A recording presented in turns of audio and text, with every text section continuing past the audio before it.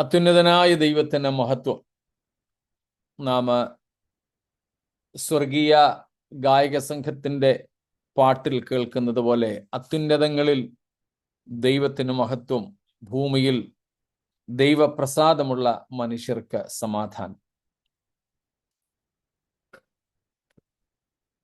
നാം എല്ലാവർക്കും കർത്താവായ യേശുക്രിസ്തുവിങ്കിൽ നിന്നും പിതാവായ ദൈവത്തിങ്കിൽ നിന്നും കൃപയും സമാധാനവും മേൽക്കുമേൽ വർദ്ധിച്ച് വരുമാറാകട്ടെ എന്ന് വന്ദനം ചൊല്ലുന്നു. ഇന്നലെ രാത്രി നമ്മൾ പറഞ്ഞതുപോലെ ഇന്ന് വെളിപ്പാട് പുസ്തകത്തിൻ്റെ ഒരു സംക്ഷിപ്ത രൂപം, കഴിഞ്ഞ 600-ൽ പരം ദിവസങ്ങളായിട്ട് നമ്മൾ പഠിച്ചുകൊണ്ടിരുന്ന ആ പഠനം ഇന്നലെ നമ്മൾ അവസാനിപ്പിച്ചു. അതിൻ്റെ ഒരു സമ്മറി, അതിൻ്റെ ഒരു കണ്ടന്റ് ഇന്ന് നാം ഒന്ന് പറഞ്ഞ് അവസാനിപ്പിക്കുവാനാണ് ആഗ്രഹിക്കുന്നത്. സ്തോത്രം. തീർച്ചയായിട്ടും ഒരു സംശയം ഉണ്ടാകാം. 600ഓളം ദിവസങ്ങളിലായിട്ട് നമ്മൾ പഠിച്ചത് ഈ 1 മണിക്കൂർ കൊണ്ട് അത്യാവശ്യം നമുക്കത് പറഞ്ഞ് നിർത്താം എന്നാണ് ആഗ്രഹിക്കുന്നത്. സ്തോത്രം. അപ്പോൾ ഏറ്റവും ആദ്യം നാം ഓർമ്മ കാണും പലതും. ഇപ്പോൾ നമ്മളെങ്ങനെ വിശാലമായിട്ട് പഠിച്ചതുകൊണ്ട് ഈ ചുരുക്കം, അല്ലെങ്കിൽ ആ വളരെ ചുരുക്കമായിട്ട് പറയുന്നത് നമുക്കൊരു പക്ഷേ എളുപ്പം മനസ്സിലായേക്കാം. നാം ഏറ്റവും ഒന്നാമത് ഇതിലേക്ക് നോക്കുമ്പോൾ ഇറ്റ്സ് അബൌട്ട് ദ ടൈറ്റിൽ. ഈ പുസ്തകത്തിൻ്റെ പേരാണ് ഏറ്റവും ആദ്യം നമുക്ക് കാണാനായിട്ടുള്ളത്. നമുക്കറിയാം, 1-ാം അധ്യായത്തിൻ്റെ 1-ാമത്തെ വാക്യത്തിൽ തന്നെ ആ കാര്യം പറയുന്നുണ്ട്. ഒന്ന് വായിച്ചിട്ട് എല്ലാ വാക്യങ്ങളൊന്നും വായിപ്പിക്കാൻ നമുക്ക് സമയമൊന്നും ഉണ്ടാവില്ല. എങ്കിലും ഈ 1-ാമത്തെ വാക്യം ഒന്ന് വായിക്കാമല്ലോ. യേശുക്രിസ്തുവിന്റെ വെളിപ്പാട് വേഗത്തിൽ സംഭവിപ്പാനുള്ളത് തന്റെ ദാസന്മാരെ കാണിക്കേണ്ടതിന് ദൈവം അത് അവന് കൊടുത്തു. അവൻ അത് മതി. യേശുക്രിസ്തുവിന്റെ വെളിപ്പാട്. പലരും വെളിപാടെന്ന് പറയാറുണ്ട്. മലയാളത്തിൽ വെളിപാടെന്നല്ല, വെളിപ്പാടെന്നാണ്. പ്രത്യേകിച്ച് കത്തോലിക്ക പശ്ചാത്തലത്തിൽ നിന്ന് വന്നവരോ, അല്ലെങ്കിൽ ആ ഒരു എന്താണ് പറയുന്നത്, അവരുടെ കൂടുതൽ പ്രസംഗങ്ങളും മറ്റും കേൾക്കുകയോ ആ ബൈബിൾ ഉപയോഗിക്കുകയൊക്കെ ചെയ്തവർക്കാണ് അങ്ങനെ ഒരു ഉച്ചാരണം ഉള്ളത്. എന്നാൽ വെളിപാടല്ല, വെളിപ്പാട്, റെവലേഷൻ ഓഫ് ജീസസ് ക്രൈസ്റ്റ്. അതിന് 2 അർത്ഥമാണുള്ളത്. യേശുക്രിസ്തുവിന് ദൈവം കൊടുത്ത വെളിപ്പാട് എന്നും യേശുക്രിസ്തുവിനെ കുറിച്ചുള്ള വെളിപ്പാടെന്നും 2 അർത്ഥങ്ങൾ അതിനുണ്ട്. 2 meanings. Revelation God gave to Jesus Christ, and second meaning revelation about Jesus Christ. രണ്ടും ഇവിടെ ശരിയാകും. 2 അർത്ഥവും നമുക്കിവിടെ സ്വീകരിക്കാം. കാരണം 1-ാമത്തെ വാക്യത്തിൽ നമ്മൾ വായിച്ചു, വേഗത്തിൽ സംഭവിപ്പാനുള്ളത് തൻ്റെ ദാസന്മാരെ കാണിക്കേണ്ടതിന് ദൈവം അത് അവന്, യേശുക്രിസ്തുവിന് കൊടുത്തു. അതുകൊണ്ട് യേശുക്രിസ്തുവിന് പിതാവായ ദൈവം നൽകിയ വെളിപ്പാട് എന്ന അർത്ഥത്തിൽ അതെടുക്കാം. അപ്പോൾ തന്നെ യേശുക്രിസ്തുവിനെ കുറിച്ച് ഒരുപക്ഷെ മറ്റ് ഏതൊരു പുസ്തകത്തിലും പറഞ്ഞിരിക്കുന്നതിനേക്കാൾ കൂടുതൽ വിവരിച്ചിട്ടുള്ളത് ഈ പുസ്തകത്തിലാണ്. അതുകൊണ്ട് യേശുക്രിസ്തുവിനെ കുറിച്ചുള്ള വെളിപ്പാട് എന്ന് പറയുന്നതും തികച്ചും ശരിയായിട്ടുള്ളത് തന്നെയാണ്. ചില ഉദാഹരണങ്ങൾ ഒന്ന് ചൂണ്ടിക്കാണിക്കാം. സ്തോത്രം. യേശുക്രിസ്തുവിന്റെ പേര് മൊത്തം പറയാൻ നമുക്ക് പറ്റത്തില്ലല്ലോ. നമ്മൾ നേരത്തെ അത് ചിന്തിച്ചതാണ്. യേശുക്രിസ്തുവിനെ കുറിച്ച് പറയുന്നത് 1-ാം അധ്യായം 1-ാം വാക്യത്തിൽ യേശുക്രിസ്തു, 1-ാം അധ്യായം 1-ാം വാക്യത്തിൽ യേശുക്രിസ്തു, ജീസസ് ക്രൈസ്റ്റ്. എന്നിട്ട് നാം കാണുന്നത് 1-ന്റെ 5-ാമത്തെ 5 തൊട്ട് 7 വരെയുള്ള വാക്യങ്ങളിൽ യേശുക്രിസ്തുവിനെ കുറിച്ചുള്ള പല വ്യത്യസ്തമായ പേരുകൾ ഉണ്ട്. നമ്മളതെല്ലാം പഠിച്ചതാണെങ്കിലും ഒന്ന് യേശുക്രിസ്തുവിനെ കുറിച്ചുള്ള വെളിപ്പാട് എന്നതൊന്ന് തെളിയിക്കാൻ വേണ്ടി ആ കാര്യങ്ങൾ എടുത്തൊന്ന് പറയുന്നതേ ഉള്ളൂ. എല്ലാ കാര്യങ്ങളും പറയാൻ നമുക്ക് പറ്റുകയില്ല. അവിടെ പറയുന്നത് വിശ്വസ്ത സാക്ഷി, മരിച്ചവരിൽ ആദ്യജാതൻ, ഭൂരാജാക്കന്മാർക്ക് അധിപതി. 6-ാമത്തെ വാക്യത്തിൽ നമ്മെ സ്നേഹിക്കുന്നവൻ, തൻ്റെ രക്തത്താൽ നമ്മെ വിടുവിച്ചവൻ, തൻ്റെ രക്തത്താൽ നമ്മുടെ പാപങ്ങളെ പോക്കിയവൻ. ഇങ്ങനെ ധാരാളം പേരുകൾ യേശുക്രിസ്തുവിനെ കുറിച്ച് നമുക്ക് കാണാം. അപ്പോൾ ക്രിസ്തുവിനെ കുറിച്ചുള്ള ഒരു വലിയ വെളിപ്പാട് നമുക്കിവിടെ കാണാൻ സാധിക്കുന്നു. സ്തോത്രം. അതുപോലെ a revelation of the exalted, glorified Christ. തേജസ്കരിക്കപ്പെട്ട, ഉയർത്തപ്പെട്ട, മഹത്വീകരിക്കപ്പെട്ട മശിഹായുടെ ദർശനം അല്ലെങ്കിൽ വെളിപ്പാടാണ് ഈ പുസ്തകത്തിൽ ഉടനീളം നമുക്ക് കാണുവാൻ സാധിക്കുന്നത്. അപ്പോൾ അങ്ങനെ 1-ന്റെ 7 വരെ അല്ലെങ്കിൽ 8 വരെയുള്ള വാക്യങ്ങളിൽ യേശുക്രിസ്തുവിനെ കുറിച്ച് കാണുന്നുണ്ട്.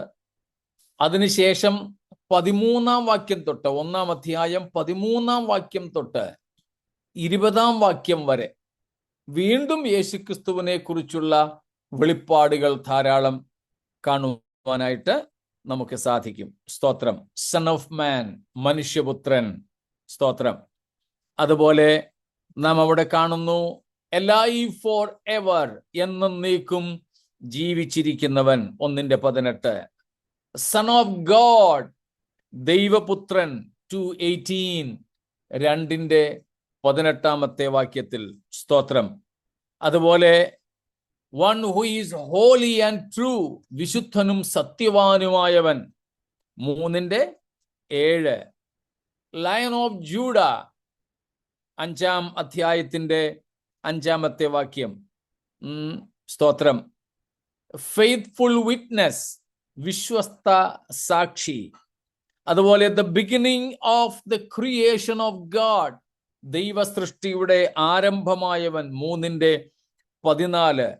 ഇങ്ങനെ ധാരാളം ധാരാളം യേശുക്രിസ്തുവിനെ കുറിച്ചുള്ള വെളിപ്പാടുകൾ. പിന്നീട് നാം ദൈവ കുഞ്ഞാട്, അറുക്കപ്പെട്ട കുഞ്ഞാട്, പുസ്തകം വാങ്ങുവാൻ യോഗ്യനായവൻ, മരണത്തിൽ നിന്ന് ഉയർത്തെഴുന്നേറ്റവൻ, ജയം വരിച്ചവൻ, ഇങ്ങനെയൊക്കെ ധാരാളം പ്രയോഗങ്ങൾ യേശുക്രിസ്തുവിനെ കുറിച്ചുണ്ട്. അതുകൊണ്ട് ഇത് യേശുക്രിസ്തുവിന്റെ വെളിപ്പാട് എന്ന് പറയുമ്പോൾ 2 അർത്ഥത്തിൽ നമുക്കെടുക്കാം. ഒന്ന്, യേശുക്രിസ്തു അല്ലെങ്കിൽ ക്രിസ്തുവിന് പിതാവായ ദൈവം നൽകിയ വെളിപ്പാടെന്നും, 2, യേശുക്രിസ്തുവിനെ കുറിച്ചുള്ള വെളിപ്പാടെന്നും. ഈ 2 അർത്ഥത്തിലും നമുക്ക് ആ ശീർഷകം, ആ ഹെഡിങ് സ്വീകരിക്കുവാൻ സാധിക്കും. 2, വെളിപ്പാട് എന്ന് പറഞ്ഞാൽ അർത്ഥം നമുക്കറിയാം. അപ്പോകാലിപ്സിസ് എന്ന ഒരു ഗ്രീക്ക് പദമാണുള്ളത്. അപ്പോകാലിപ്സിസ്. അപ്പോകാലിപ്സിന്റെ അർത്ഥം മറ നീക്കുക, കർട്ടൻ മാറ്റുക, അനാച്ഛാദനം ചെയ്യുക, മറഞ്ഞിരിക്കുന്നതിനെ വെളിച്ചത്ത് കൊണ്ടുവരിക എന്നൊക്കെയാണ്. സ്തോത്രം. ആ അർത്ഥത്തിൽ നമുക്ക് കാണുവാനായിട്ട് സാധിക്കുന്നത് മറഞ്ഞിരുന്ന പലതിനെയും കർത്താവ് ഇവിടെ മറ നീക്കി കൊണ്ടുവരുന്നു. പുതിയ നിയമത്തിൽ നമുക്ക് പ്രധാനമായിട്ടും അങ്ങനെയുള്ള 4 വിഷയങ്ങളോടുള്ള ബന്ധത്തിൽ ഈ പദം അപ്പോക്കാലിപ്സിസ് എന്ന പദം ഉപയോഗിച്ച് കാണുന്നുണ്ട്. ഒന്നാമത്, unveiling of some spiritual truth, ചില ആത്മീയ സത്യങ്ങളുടെ മറനീക്കലിനെ കുറിച്ച് ഈ പദം കാണുന്നു. ഉദാഹരണത്തിന് റോമൻസ് 16:25, റോമർ 16:25 വാക്യം, ഗലാത്യർ 1:12, ഗലേഷ്യൻസ് 1:12, എഫേഷ്യൻസ് 1:17, എഫേസ്യർ 1:17, 3:3 എഫേസ്യർ. ഇങ്ങനെ പല ഭാഗങ്ങളിലുമുണ്ട്. മറഞ്ഞിരുന്ന ആത്മീയ സത്യങ്ങളെ മറനീക്കി പുറത്തു കൊണ്ടുവരുന്നതിന് ഈ അപ്പോക്കാലിപ്സിസ് എന്ന പദം ഉപയോഗിച്ചിട്ടുണ്ട്. രണ്ടാമത്, revealing of the sons of God, ദൈവപുത്രന്മാരുടെ വെളിപ്പാടിനെ കുറിച്ച്. റോമർ 8:19 വാക്യത്തിൽ, റോമൻസ് 8:19 ഈ പദമാണ് കാണുന്നത്, ദൈവപുത്രന്മാരുടെ വെളിപ്പാട്. മൂന്നാമത്, the same word is used by Simeon at the birth of Christ. യേശുക്രിസ്തുവിന്റെ ജഡധാരണ സമയത്ത് ശിമയോൻ ഇതേ പദം ഉപയോഗിച്ചു. ലൂക്കോസ് 2:32, ലൂക്ക് 2:32. സ്തോത്രം. ഇതേ പദമാണ് ഉപയോഗിച്ചത്. അതുപോലെ പിന്നീട് നാം ഈ പദത്തിന്റെ പ്രയോഗം കാണുന്നത് for the glorious Advent of Christ, യേശുക്രിസ്തുവിന്റെ തേജസ്സിന്റെ പ്രത്യക്ഷതയ്ക്ക് വേണ്ടിയും ഇതേ പദം ഉപയോഗിച്ച് നാം കാണുന്നുണ്ട്. സ്തോത്രം. ഇതേ പദം ഉപയോഗിച്ച് കാണുന്നുണ്ട്. 2 തെസ്സലോനിക്കർ 1-ാം വാക്യത്തിൽ നമ്മൾ പല പ്രാവശ്യം വായിച്ചിട്ടുള്ളതാണ് ഈ വാക്യങ്ങളൊക്കെ. സ്തോത്രം. ആ വാക്യം ഒന്ന് വായിച്ചുള്ളൂ വേണമെങ്കിൽ. 2 Thessalonians 1:7.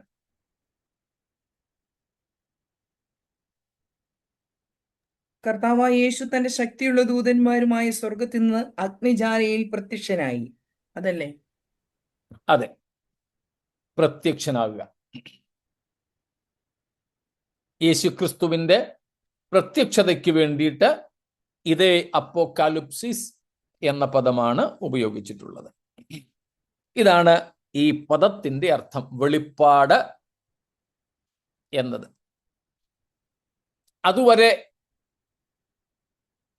ദൈവസഭയ്ക്കും ലോകത്തിനും ഒരുപോലെ മറഞ്ഞിരുന്ന പല സ്വർഗീയ കാര്യങ്ങളുടെയും അനാവരണം നമുക്ക് ഈ പുസ്തകത്തിൽ കാണാം. സ്തോത്രം.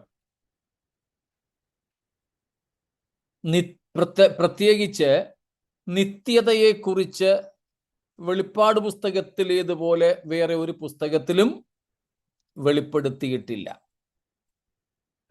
The glimpses of eternity is revealed in this book. മറ്റൊരു പുസ്തകത്തിലും ഇല്ലാത്തതുപോലെയാണ് ഈ പുസ്തകത്തിന്റെ അവസാനത്തെ അധ്യായങ്ങളിൽ ആ കാര്യം വെളിപ്പെടുത്തിയിരിക്കുന്നത്. യേശുക്രിസ്തുവിന്റെ തേജസ്സിന്റെ പ്രത്യക്ഷത മറ്റ് പുസ്തകങ്ങളിലേതിനേക്കാൾ വ്യക്തതയോടെ യോഹന്നാന് കർത്താവ് വെളിപ്പെടുത്തി കൊടുത്തു. The final state of the devil and his angels, also of sinners. സാത്താന്റെ അവസാനം, അവന്റെ ദൂതന്മാരുടെ അന്ത്യം, പാപികളുടെ അന്ത്യം, അതിനെ മറ്റു പുസ്തകങ്ങളിലേതിനേക്കാൾ കൂടുതൽ വ്യക്തതയോടെ വെളിപ്പെടുത്തിയിരിക്കുന്നത് വെളിപ്പാട് പുസ്തകത്തിലാണ്. The glory of Christ, ക്രിസ്തുവിന്റെ മഹത്വത്തെ, സ്തോത്രം, ക്രിസ്തുവിന്റെ മഹത്വത്തെ ഈ പുസ്തകത്തിലേതുപോലെ മറ്റൊരു പുസ്തകത്തിലും വെളിപ്പെടുത്തിയിട്ടില്ല. പൗലോസിന്റെ ഒക്കെ ലേഖനങ്ങളിൽ ചിലയിടത്തൊക്കെ ചില വാക്യങ്ങളുണ്ട് എന്നതൊഴിച്ച് ഇത്രയേറെ കൂടുതലായി ക്രിസ്തുവിന്റെ മഹത്വത്തെ വെളിപ്പെടുത്തുന്ന വേറൊരു പുസ്തകം നമുക്കില്ല. സ്തോത്രം. സഭയുടെ ഭാവി ശോഭനമായ മഹത്വം, the glory of the church, അതും ഈ പുസ്തകത്തിലേതുപോലെ മറ്റെവിടെയും അനാവരണം ചെയ്തിട്ടില്ല. സ്തോത്രം. The end of the world, ലോകാവസാനത്തെ കുറിച്ച് ഇതുപോലെ വ്യക്തത വേറെ പുസ്തകങ്ങളിൽ ഇല്ല. അബൌട്ട് ജഡ്ജ്മെന്റ്സ്, ന്യായവിധികളെ കുറിച്ച് നമുക്ക് വെളിപ്പാട് പുസ്തകത്തിൽ ഉള്ളതുപോലെ മറ്റു പുസ്തകങ്ങളിൽ വെളിപ്പെടുത്തി കിട്ടിയിട്ടില്ല. ഇങ്ങനെ ഈ വിധ വിഷയങ്ങൾ മനുഷ്യർക്ക് മറഞ്ഞിരുന്നതെല്ലാം പിതാവായ ദൈവം പുത്രനും, പുത്രൻ ദൂതൻ മുഖാന്തരം യോഹന്നാനും, യോഹന്നാൻ ഈ എഴുത്തുകൾ മുഖാന്തരം നമുക്കും പകർന്നു തന്നിരിക്കുന്നു. അങ്ങനെ ഈ പുസ്തകം, വെളിപ്പാട് പുസ്തകം എന്ന പേര് തികച്ചും അന്വർത്ഥമാകുന്നു. മനസ്സിലാകുന്നുണ്ടല്ലോ? വേഗത്തിലാണോ ഞാൻ പോകുന്നത്? എന്തോ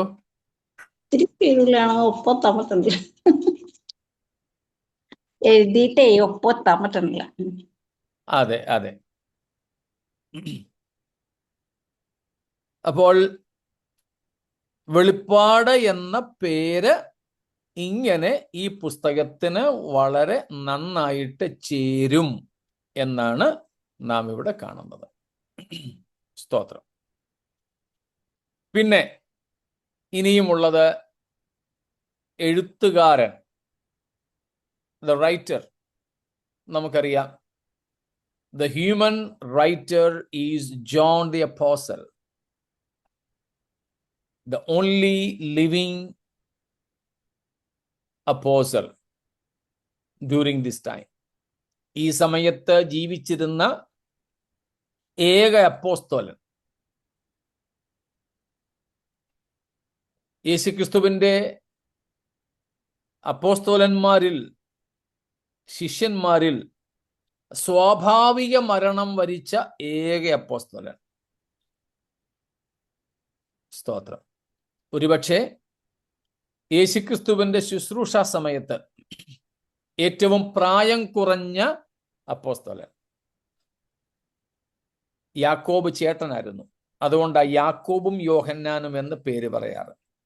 ചേട്ടന്റെ പേര് ആദ്യം പറയുന്നത്. പിന്നെ യേശുക്രിസ്തുവുമായിട്ട് അല്പം കുടുംബ ബന്ധമുണ്ടായിരുന്ന, മാനുഷിക ബന്ധമുണ്ടായിരുന്ന ആളും കൂടെയായിരുന്നു യോഹന്നാൻ. കൊച്ചമ്മയുടെ മോനായിരുന്നു. കൊച്ചമ്മയാണോ വല്യമ്മയാണോ? മറിയയുടെ സഹോദരി ശലോമയുടെ മക്കളായിരുന്നു ഇടിമക്കൾ എന്ന് വിളിക്കപ്പെട്ടിരുന്ന യാക്കോബും യോഹന്നാനും. അതിലേറ്റവും അപ്പോസ്തലന്മാരിൽ ഏറ്റവും ആദ്യത്തെ രക്തസാക്ഷിയായി മരിച്ചത് ചേട്ടൻ യാക്കോബ്. അപ്പോസ്തലന്മാരിൽ ഏറ്റവും ഒടുവിൽ, അതും സ്വാഭാവികമായ മരണം വരിച്ചത് യോഹന്നാൻ. സ്തോത്രം. അപ്പം ഈ യോഹന്നാൻ അപ്പോസ്തലനാണ് യേശുക്രിസ്തു ഏറ്റവും കൂടുതൽ സ്നേഹിച്ച ശിഷ്യൻ. ശിഷ്യന്മാരിൽ ഏറ്റവും കൂടുതൽ എന്നെ വെല്ലുവിളിക്കുന്ന ഒരു ശിഷ്യൻ. എനിക്ക് ഏറ്റവും കൂടുതൽ വെല്ലുവിളി ഉയർത്തിയിട്ടുള്ളത് യോഹന്നാനാണ്. ഞാനത് പറഞ്ഞിട്ടുണ്ട്. യേശുക്രിസ്തുവിനെ കുറിച്ചുള്ള വലിയ വെളിപ്പാട് പ്രാപിച്ച പത്രോസിനേക്കാൾ, വെള്ളത്തിന്മേൽ നടന്ന പത്രോസിനേക്കാൾ, ഈവന്റ് മാനേജ്മെന്റ് ഒക്കെ നടത്താൻ കർത്താവ് ഏൽപ്പിച്ചിരുന്ന ഫിലിപ്പോസിനേക്കാൾ, ആൾക്കാർക്ക് സദ്യ കൊടുത്തപ്പോഴേ ആ ഉത്തരവാദിത്വം ഏൽപ്പിച്ചത് ഫിലിപ്പോസിനെയായിരുന്നു. പിന്നെ ആത്മാക്കളെ നേടുന്ന അന്ത്രയോസിനേക്കാൾ പത്രോസ് ഉൾപ്പെടെ, സഹോദരനായ പത്രോസ് ഉൾപ്പെടെയുള്ളവരെ യേശുവിന്റെ അടുക്കൽ കൊണ്ടുവന്നത് അന്ത്രയോസ. ഇവരെയൊക്കെ കാൾ എനിക്ക് ഏറ്റവും ഇഷ്ടം യോഹന്നാനെയാണ്.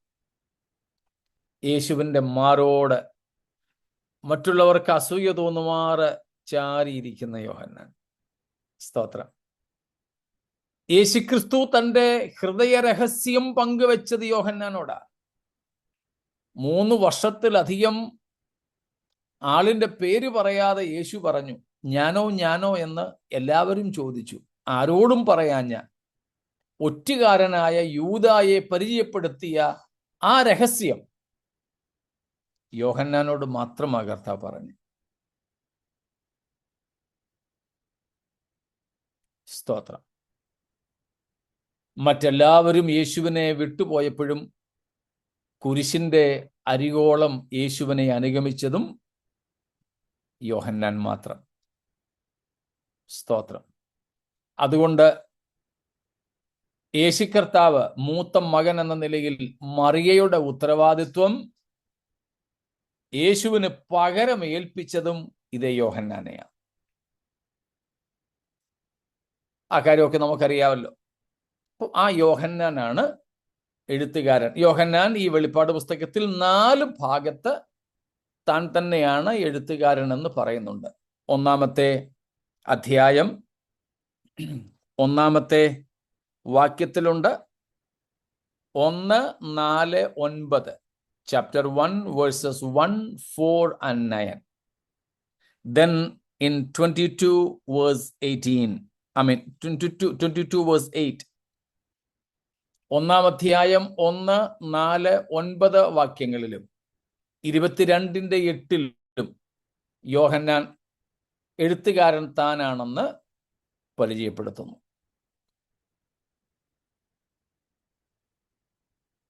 ഇനി എഴുതപ്പെട്ട സ്ഥലം പത്മോസിൽ വെച്ചാണ് ദർശനം ലഭിച്ചത്. പക്ഷേ താൻ എഴുതിയത് എഫെസോസിൽ നിന്നും ആണെന്ന് വിശ്വസിക്കുന്നതാണ് കൂടുതൽ ഉചിതം. 1-ാം അധ്യായം 9-ാം വാക്യത്തിൽ യോഹന്നാൻ പറയുന്നു, ഞാൻ പത്മോസ് എന്ന ദ്വീപിൽ ആയിരുന്നു. ആണെന്നല്ല, ആയിരുന്നു. അപ്പോൾ ഇത് എഴുതുന്ന സമയത്ത് പത്മോസിൽ അല്ല എന്നർത്ഥം. അപ്പോൾ എഫെസോസിലേക്ക് മടങ്ങി വന്ന ശേഷം ആകാം യോഹന്നാൻ ഇത് എഴുതിയത്. പത്മോസിൽ വെച്ചാണെന്നും എഫെസോസിൽ വെച്ചാണെന്നും 2 അഭിപ്രായങ്ങളുണ്ട്. കൂടുതലും സാധുത ഉള്ളത് എഫെസോസിൽ വെച്ച് എന്നുള്ളതിനാണ്. AD 96 വരെയുള്ള കാലഘട്ടത്തിൽ റോമ ഭരിച്ച ഭരണാധിപന്റെ പേരാണ് ഡൊമീഷ്യൻ എന്ന ചക്രവർത്തി. ഡൊമീഷ്യൻ ചക്രവർത്തി. ആ ഡൊമീഷ്യന്റെ കാലത്താണ് യോഹന്നാനെ തിളച്ച എണ്ണയിലിട്ടു എന്ന് വിശ്വസിക്കുന്നത്. പക്ഷേ യോഹന്നാൻ മരിച്ചില്ലത്രേ. മരിച്ചില്ല. AD 81 to 96, 81 തൊട്ട് 96 വരെ റോമ ഭരിച്ച ഭരണാധിപന്റെ പേരാണ് ഡൊമീഷ്യൻ ചക്രവർത്തി. ഡൊമീഷ്യൻ. താനാണ് യോഹന്നാനെ നാട് കടത്തിയത്. John was banished to Patmos. എഫെസോസിന് സൗത്ത് വെസ്റ്റില് ഉള്ള, എഫെസോസിന് തെക്കു പടിഞ്ഞാറായിട്ട് സ്ഥിതി ചെയ്യുന്ന ഈജിയൻ കടലിൽ ഉള്ള ഒരു വരണ്ട ചെറിയ ദ്വീപാണ് Patmos. A rocky mining island in the Aegean Sea, south west of Ephesus. അവിടേക്കാണ് ഈ യോഹന്നാനെ നാട് കടത്തിയത്. യോഹന്നാൻ ഒറ്റയ്ക്കൊന്നും ആയിരുന്നിരിക്കില്ല. അവിടെ കൊടും കുറ്റവാളികളെ, ദേശദ്രോഹികളെ ഒക്കെ അവിടേക്ക് നാട് കടത്താറുണ്ട്. ചുമ്മാ അവിടെ കൊണ്ടിടുകയല്ല, ഈ ഖനികളായതുകൊണ്ട് അവിടെ ഈ ഖനികളിൽ ഇവരെ കൊണ്ട് പണിയെടുപ്പിക്കും. ആഹാരമോ കൂലിയോ ഒന്നും ഇല്ല, കൂലി ഇല്ല. ആഹാരമോ വെള്ളമോ പോലും കിട്ടിയാൽ കിട്ടി, ഇല്ലെങ്കിൽ ഇല്ല. ചാകുന്നത് വരെ അവിടെ പണിയെടുക്കുക. അങ്ങനെയുള്ള ഒരു ഖനികളുള്ള ഒരു കൊച്ചു ദ്വീപാണ് പത്മോസ്. അവിടേക്കാണ് യോഹന്നാൻ അയക്കപ്പെട്ടത്. അവിടെ വേണ്ടത്ര പരിചരണങ്ങളൊന്നും ലഭ്യമല്ല. എന്നാൽ ഈ ഡൊമീഷ്യൻ ചക്രവർത്തിയുടെ മരണശേഷം യോഹന്നാനെ തിരിച്ച് എഫേസോസിലേക്ക് കൊണ്ടുവന്നു എന്നാണ് ചരിത്രം. അതുകൊണ്ട് അതിനുശേഷമാകാം ഇത് എഴുതിയത് എന്നതിന് കൂടുതൽ ബലം ലഭിക്കുന്നു. എഴുതപ്പെട്ട സമയം AD 95-96, ഈ 96-നടുത്ത കാലഘട്ടത്തിലാണ് യോഹന്നാൻ ഇത് എഴുതിയിട്ടുള്ളത്. സ്തോത്രം, ഇത് എഴുതിയിട്ടുള്ളത്.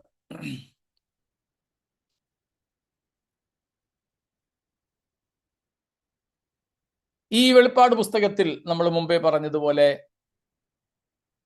ഇതിന്റെ ഉദ്ദേശം, the purpose of this book, ഒന്നാമത്തെ വാക്യത്തിൽ തന്നെ നമ്മൾ കണ്ടു. വേഗത്തിൽ സംഭവിപ്പാനുള്ളത് തൻ്റെ ദാസന്മാരെ അറിയിക്കേണ്ടതിന്. നമ്മൾ 22-ാം അധ്യായത്തിലും കഴിഞ്ഞ ദിവസങ്ങളിൽ അതേ വിഷയം പഠിക്കുകയുണ്ടായി. സ്തോത്രം.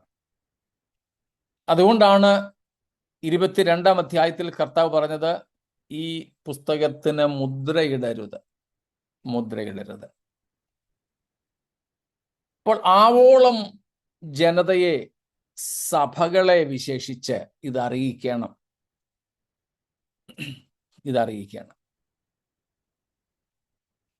വേഗത്തിൽ സംഭവിപ്പാനുള്ളത്. എന്താണ് വേഗത്തിൽ സംഭവിപ്പാനുള്ള ഏറ്റവും പ്രധാനപ്പെട്ട കാര്യം? നമ്മുടെ കർത്താവായ യേശുവിൻ്റെ മടങ്ങിവരവ് തന്നെയാണ്. സ്തോത്രം. എന്നാൽ പലരും ഈ പുസ്തകം പഠിപ്പിക്കാനോ അല്ലെങ്കിൽ കർത്താവിൻ്റെ വരവിനെ കുറിച്ച് പഠിപ്പിക്കാനോ ഒക്കെ വിളിക്കുമ്പോൾ ഊന്നി പറയുന്നത്, പാസ്റ്ററെ, ആ അന്തിക്രിസ്തുവിനെ കുറിച്ചും മഹോപദ്രവത്തെക്കുറിച്ചും 666-നെ കുറിച്ചും ഒക്കെ ഒന്ന് ശരിക്ക് പറയണമെന്ന്.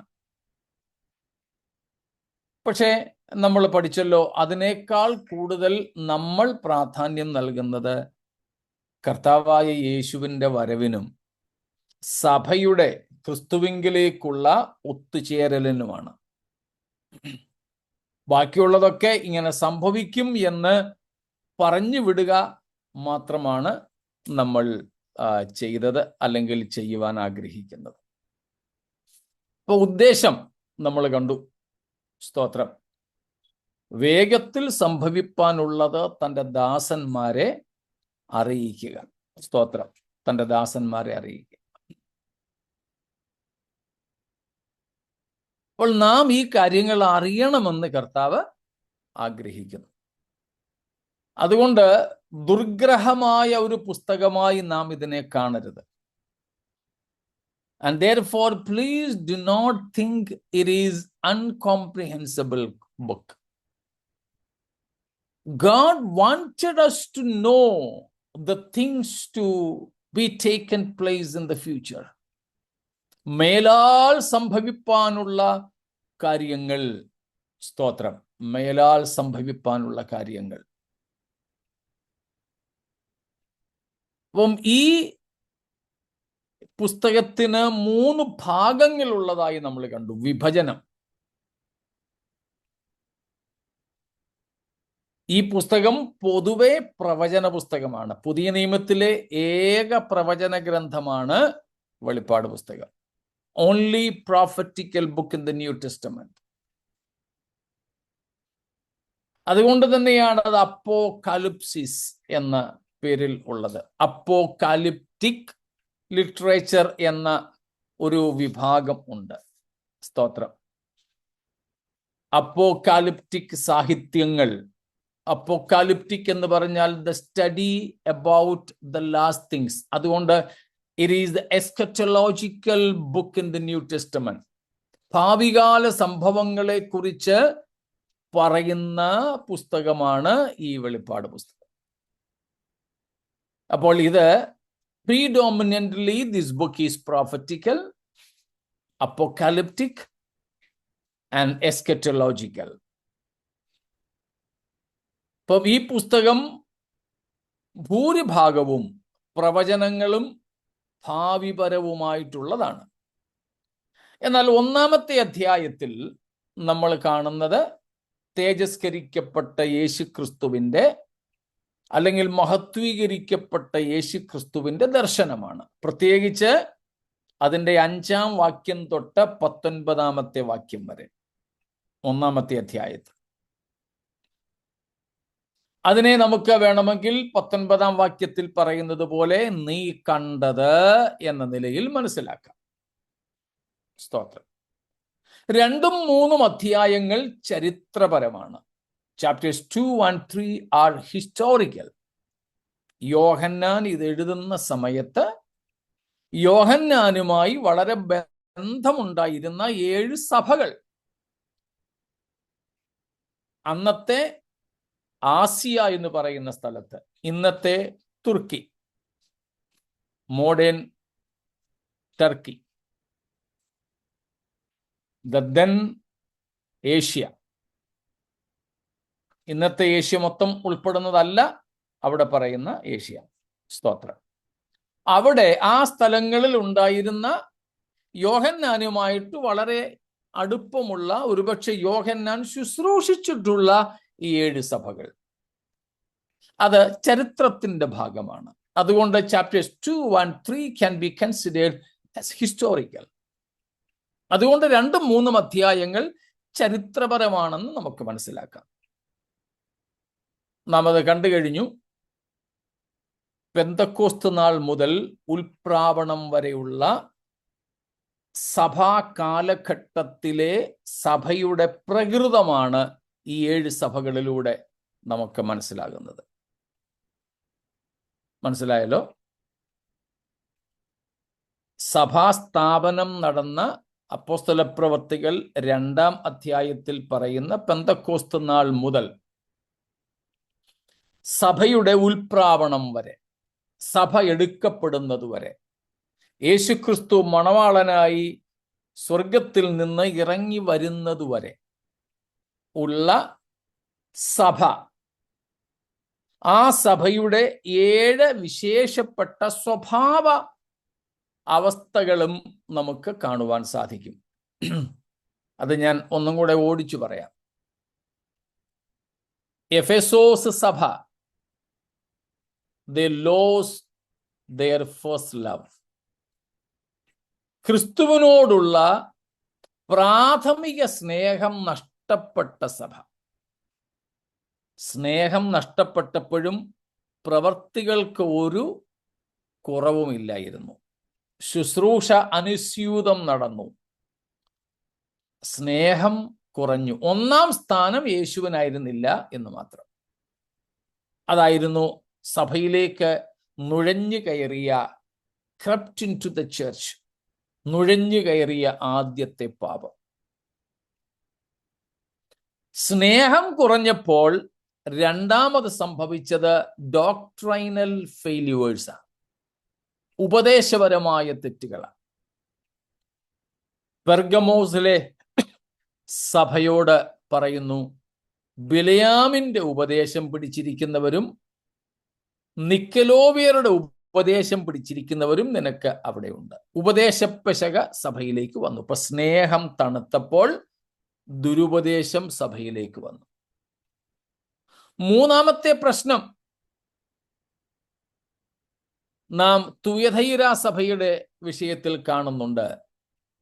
ടോളറൻസ് ടുവേർഡ്സ് സിൻ, പാപത്തെ സഹിക്കുന്ന പാപം, പാപത്തെ സഹിക്കുന്ന പാപം, sin of tolerating sin. Jezebel എന്ന വ്യക്തിയെ സഹിക്കുന്ന, അവൾക്ക് ശുശ്രൂഷിക്കാൻ അനുവാദം കൊടുക്കുന്ന,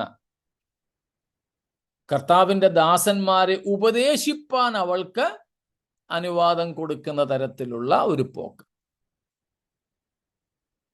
തീരെ ജീവിത വിശുദ്ധിയില്ലാത്തവർക്കും ശുശ്രൂഷ സ്ഥാനങ്ങൾ അലങ്കരിച്ചു കൊടുക്കുന്ന ഒരു പാപം, വളരെ മ്ലേച്ഛകരമായത് സഭയുടെ അകത്തേക്ക് നുഴഞ്ഞു കയറി.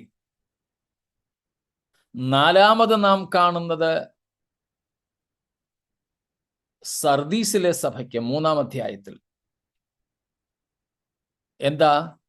സ്പിരിച്വലി ഡെഡ്, ആത്മീയമായി മരിച്ച സഭ. ജീവനുള്ളവനെന്ന് നിനക്ക് പേരുണ്ടെങ്കിലും നീ മരിച്ചവനാകുന്നു. ചവാറായ ശേഷിപ്പുകളെ ശക്തീകരിക്കാം. അപ്പോൾ ഒരു ശേഷിപ്പുണ്ട്. ദർ ഈസ് എ റെമനന്റ്, ശേഷിപ്പുണ്ട്. സ്തോത്രം.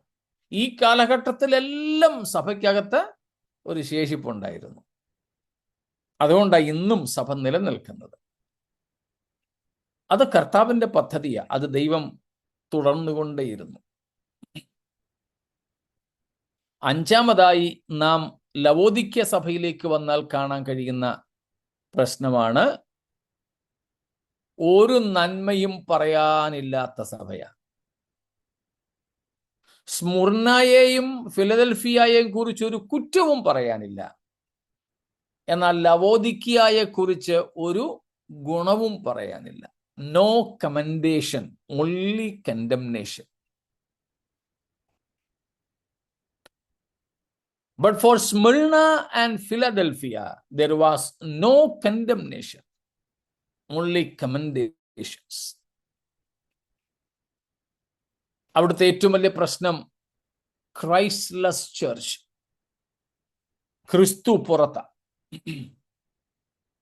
ബാക്കിയെല്ലാം ഉണ്ട്, സമ്പൽ സമൃദ്ധമാണ്. ഞാൻ ധനവാൻ, ഞാൻ സമ്പന്നൻ, എനിക്ക് ഒന്നിനും മുട്ടില്ല. Financially, socially, educationally, organisationally, everything is in its perfection. എല്ലാ നിലയിലും ബാഹ്യമായി ഉന്നതാവസ്ഥയിലാണ്. ഏറ്റവും പ്രശ്നം അവിടെ 20-ാം വാക്യമാണ്. യേശു പുറത്ത. Christ is excluded. Christ is not there. അപ്പം ഇങ്ങനെയുള്ള സഭയുടെ അവസ്ഥകളെ, ഈ സഭാ കാലഘട്ടത്തിൽ സഭ കടന്നു പോകുന്ന പ്രത്യേകതരം പോരായ്മകളെ ഈ 7 സഭകളിലൂടെ വരച്ചു കാട്ടുന്നു. അത് ചരിത്രപരമാണ്. എന്നാൽ 4-ാം അധ്യായം മുതൽ 22 വരെ ഭാവിപരമാണ്. സ്തോത്രം. 1:19 നമ്മൾ കാണുന്നത് പോലെ മേലാൽ സംഭവിപ്പാനിരിക്കുന്നത്. So 4-22 chapters 4-22 are prophetical or futuristic. സ്തോത്രം. ഭാവിയിൽ സംഭവിപ്പാനിരിക്കുന്ന കാര്യങ്ങളാണ്. അതിൽ 4-5 അധ്യായങ്ങൾ preparatory chapters for the final time, അന്ത്യകാലത്തേക്ക് ഉള്ള ഒരുക്കത്തിന്റെ അധ്യായങ്ങളാണ് 4-5 അധ്യായങ്ങൾ. Preparatory chapters for the future events.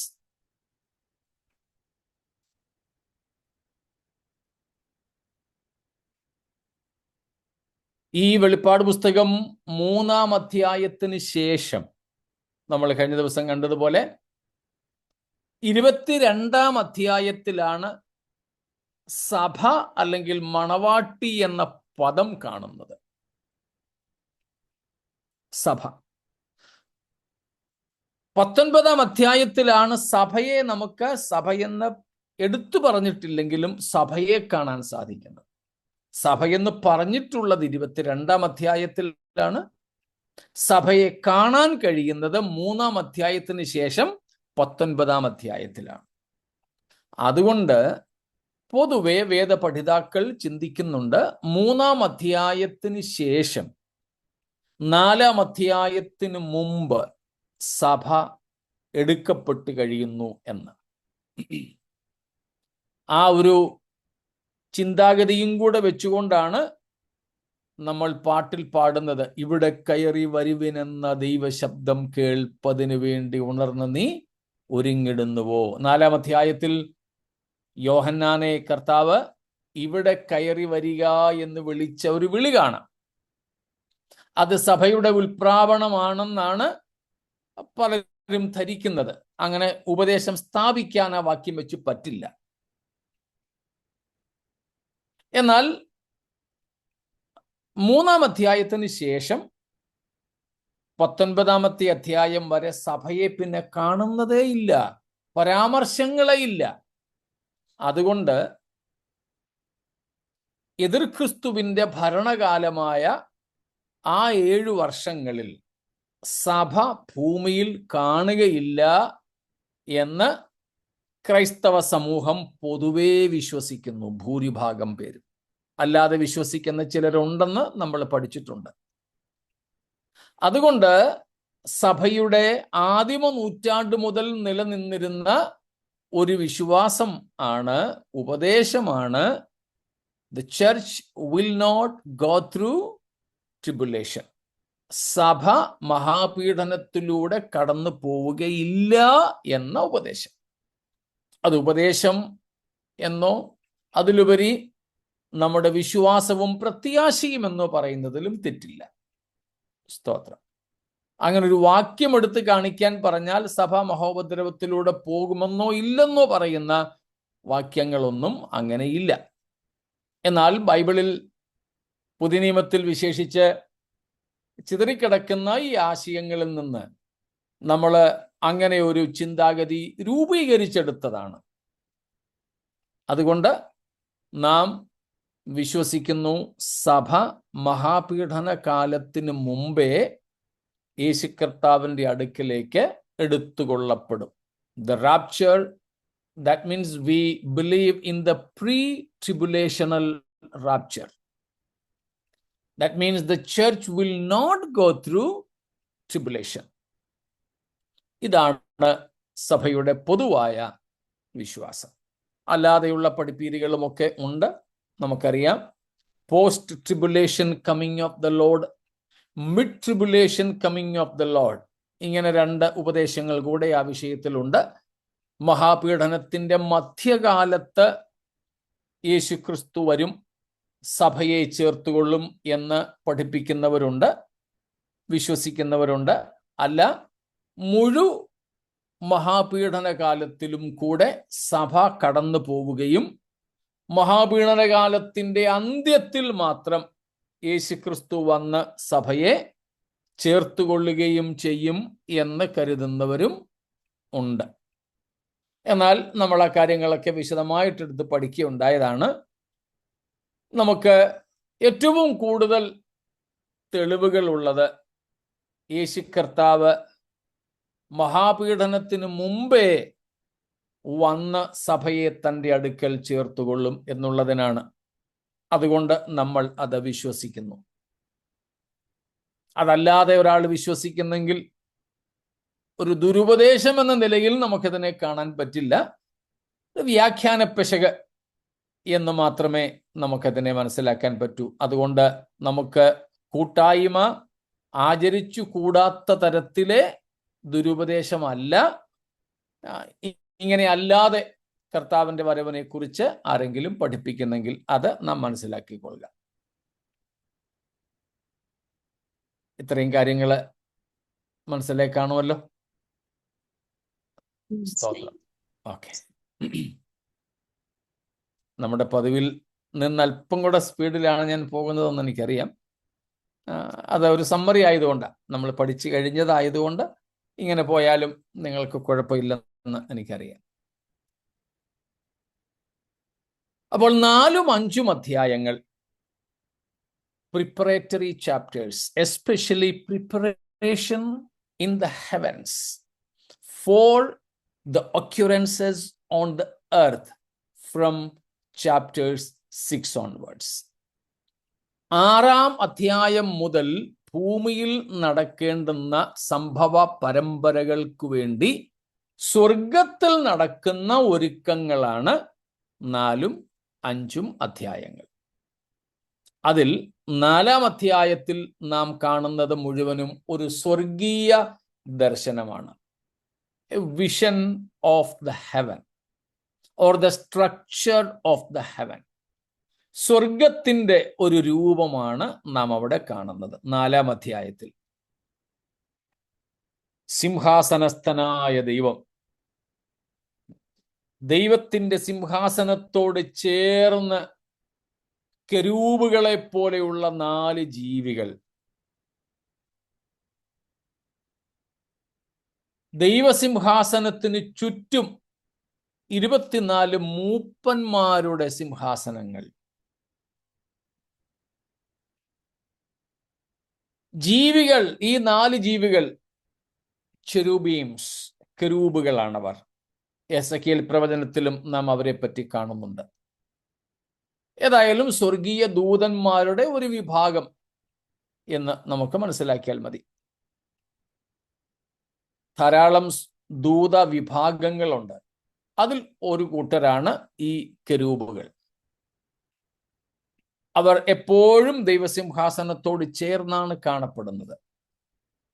അതുകൊണ്ടാണ് യെരുശലേം ദേവാലയത്തിലും കെരൂബുകളുടെ രൂപം ഉണ്ടാക്കി വെച്ചിട്ടുള്ളത്. ദൈവ സാന്നിധ്യത്തിന്റെ പ്രതീകമായിട്ടാണ് കെരൂബുകൾ നിൽക്കുന്നത്. ഉൽപ്പത്തി പുസ്തകം മുതൽ 33-ാം അധ്യായം മുതൽ നമുക്ക് ഈ കെരൂബുകളെ കാണാം. അപ്പോൾ 4 ജീവികൾ, ഈ 4 കെരൂബുകൾ 4 പേര് മാത്രമേ ഉള്ളോ? അല്ല കേട്ടോ, കെരൂബുകൾ 4 പേര് മാത്രമല്ല. പിന്നെ എന്താ ഈ 4 ജീവികൾ എന്ന് പറഞ്ഞത്? കാരണം ഈ 4 ജീവികളുടെ 4 മുഖങ്ങൾ നമുക്ക് കാണാം. ഒന്നാമത്തെ ജീവി സിംഹമുഖം ഉള്ളത്. രണ്ടാമത്തെ ജീവി, അതിൻ്റെ മുഖം കാളയുടെ മുഖമാണ്. മൂന്നാമത്തേത് മാനുഷമുഖം. നാലാമത്തേത് കഴുകിന്റെ മുഖം. അല്ലേ? 4 മുഖങ്ങൾ. അപ്പൊ ഈ 4 മുഖങ്ങൾ 4 അവസ്ഥകളെ കാണിക്കുന്നു. അതിനുവേണ്ടി ഈ 4 ജീവികൾ എന്ന് പറഞ്ഞിരിക്കുന്നതേ ഉള്ളൂ. അല്ലാതെ കെരൂബുകൾ 4 പേർ മാത്രമെന്ന് കരുതരുത്. കെരൂബുകളും ധാരാളമുണ്ട്. 4 പേര് മാത്രമല്ല. എന്നാൽ ഇവരുടെ രൂപത്തോട് സംഗതികളെ ഇണക്കി പറയാൻ വേണ്ടിയാണ് 4 എന്ന സംഖ്യ അവിടെ ഉള്ളത്. അതിൻ്റെ പല അർത്ഥങ്ങൾ ഉണ്ടെങ്കിലും 4 സുവിശേഷ പുസ്തകങ്ങളുമായിട്ട് അതിനെ കൂട്ടി യോജിപ്പിക്കാറുണ്ട്.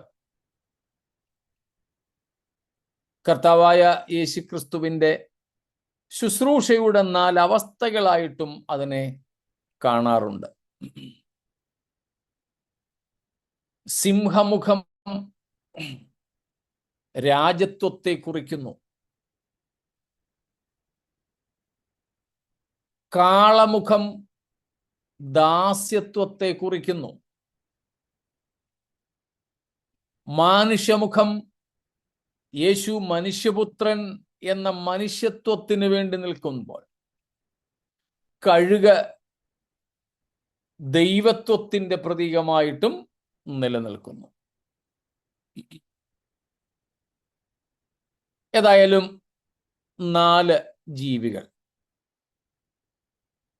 അവ എപ്പോഴും ദൈവത്തിന് മഹത്വം കൊടുക്കുക. എങ്ങനെയാ മഹത്വം കൊടുക്കുന്നത്? ദൈവം പരിശുദ്ധൻ പരിശുദ്ധൻ പരിശുദ്ധൻ എന്ന് ആർക്കുകയാണ്. നാം കണ്ടിട്ടുണ്ട് ദൂതന്മാർക്ക് അത് പറയാനേ പറ്റൂ. എന്തേ? ദൈവം പരിശുദ്ധൻ പരിശുദ്ധൻ പരിശുദ്ധൻ എന്ന്. അപ്പോഴൊക്കെ 24 മൂപ്പന്മാർ സിംഹാസനങ്ങളിൽ നിന്നും ഇറങ്ങി അവരുടെ തലയിലെ കിരീടങ്ങളെടുത്ത് നടുവിലെ സിംഹാസനത്തിലിരിക്കുന്ന ദൈവത്തിൻ്റെ പാദങ്ങളിൽ അർപ്പിച്ച് കവിണ്ണ് വീണ് കിടന്നവനെ നമസ്കരിക്കും. സ്വർഗത്തിൻ്റെ വളരെ മനോഹരമായ ചിത്രമാണിത്. സ്തോത്രം. നാമും സ്വർഗത്തിലെത്തിയാൽ സ്വർണത്തെരുവീതിയൊക്കെ കാലുകൊണ്ട് ഇങ്ങനെ തട്ടി തട്ടി ട്രാൻസ്പെറന്റ് ഗോൾഡും കൊണ്ട്, സുതാര്യമായ സ്വർണവും കൊണ്ട്, തനി തങ്കവും കൊണ്ടുണ്ടാക്കിയിട്ടുള്ള വീഥികളും ഗോപുരങ്ങളും ഭിത്തികളും ഒക്കെ കണ്ട് ആസ്വദിച്ച് നടക്കുകയില്ല. നമുക്ക് പ്രതിഫലം കിട്ടിയാലും കിരീടവും സിംഹാസനവും ലഭിച്ചാലും നാം ആ കിരീടങ്ങളൊക്കെ തലയിൽ വെച്ച് സിംഹാസനത്തിലിരുന്ന് അതിൻ്റെ മനോഹാരിതയെ ആസ്വദിക്കുകയില്ലെന്ന് നമ്മൾ കണ്ടു കഴിഞ്ഞതാണ്. കാരണം നടുവിലെ സിംഹാസനത്തിലിരിക്കുന്നവൻ 22-ാം അധ്യായത്തിൻ്റെ ആദ്യ വാക്യങ്ങളിൽ നമ്മൾ കാണുന്നു, വീഥിയുടെ നടുവിൽ ദൈവത്തിൻ്റെയും കുഞ്ഞാടിൻ്റെയും സിംഹാസനം. സ്തോത്രം. 3-ാം വാക്യത്തിലേക്ക് വരുമ്പോൾ അവന്റെ ദാസന്മാർ അവനെ കാണും. 4-ന്റെ തുടക്കത്തിൽ അവർ അവനെ ആരാധിക്കും. അപ്പോൾ 4-ാം അധ്യായത്തിൽ നമ്മൾ കാണുന്ന ദൈവസിംഹാസനത്തിന്റെ പൂർണ്ണ രൂപം 22-ാം അധ്യായത്തിൽ കാണുന്നു. ത്രിയേക ദൈവത്തിന്റെ സിംഹാസനമാണ്. സ്തോത്രം. ത്രിയേക ദൈവത്തിന്റെ സിംഹാസനം. ഇപ്പൊ സ്വർഗത്തിന്റെ ഒരു കാഴ്ചപ്പാട് നമുക്ക് വേണം.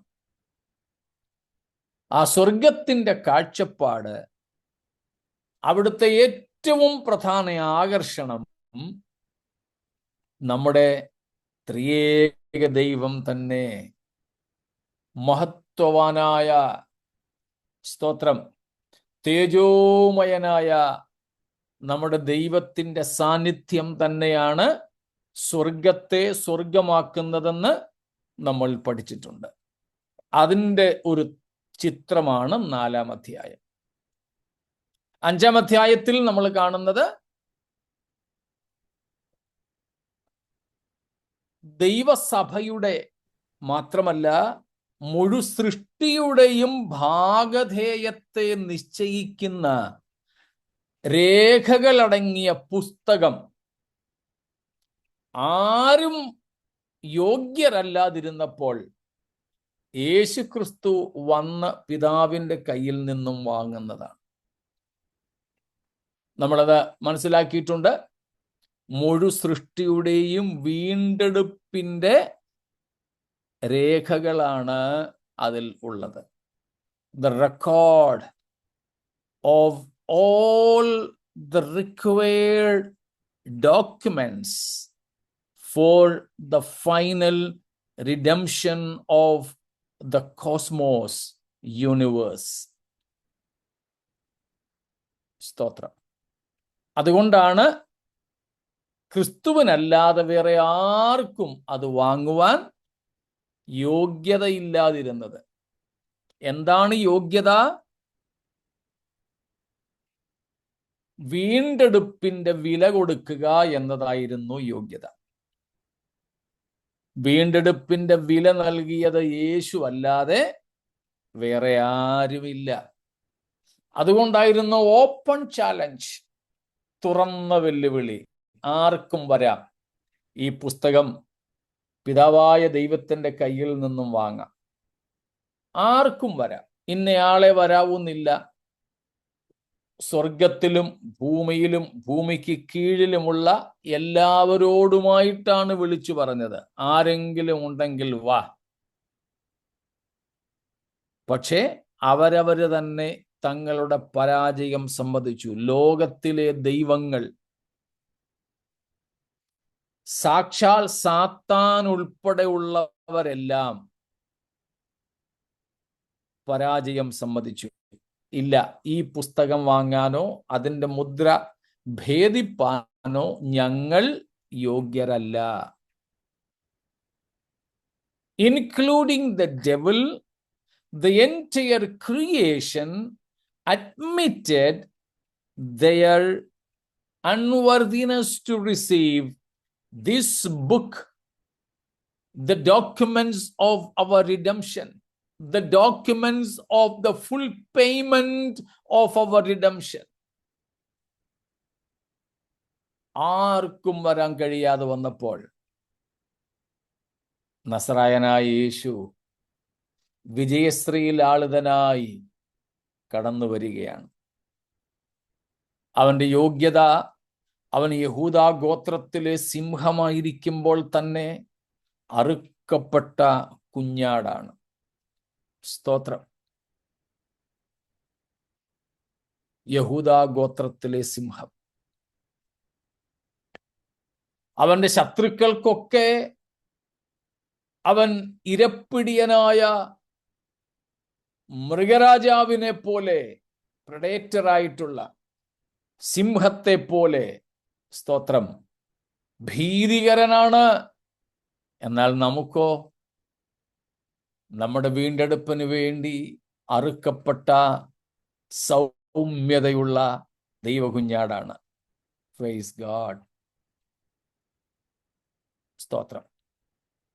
അങ്ങനെ യേശുക്രിസ്തു മാത്രമേ മാനവജാതിയുടെ വീണ്ടെടുപ്പിന്റെ വില നൽകിയിട്ടുള്ളൂ എന്നതിനാൽ അവൻ മാത്രം വന്ന് മറ്റെല്ലാവരും പരാജയപ്പെട്ടിടത്ത് ഈ നമ്മുടെ ഭാഗധേയത്തിൻ്റെ പുസ്തകം വാങ്ങുകയാണ്.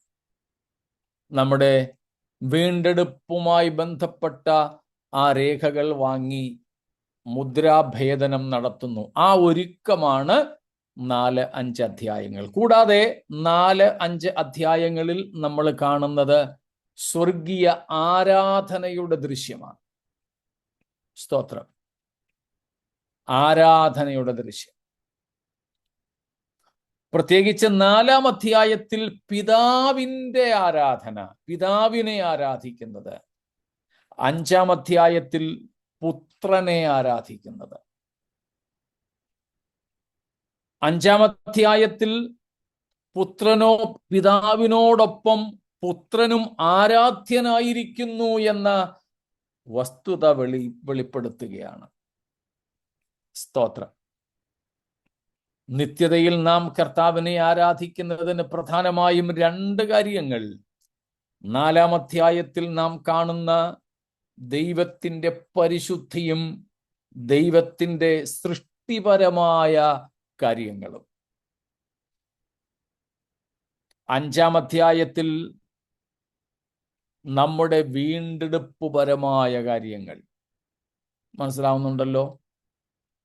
The key factor for worship in eternity, one is the very holiness of God and the creatorship of God as found in chapter 4.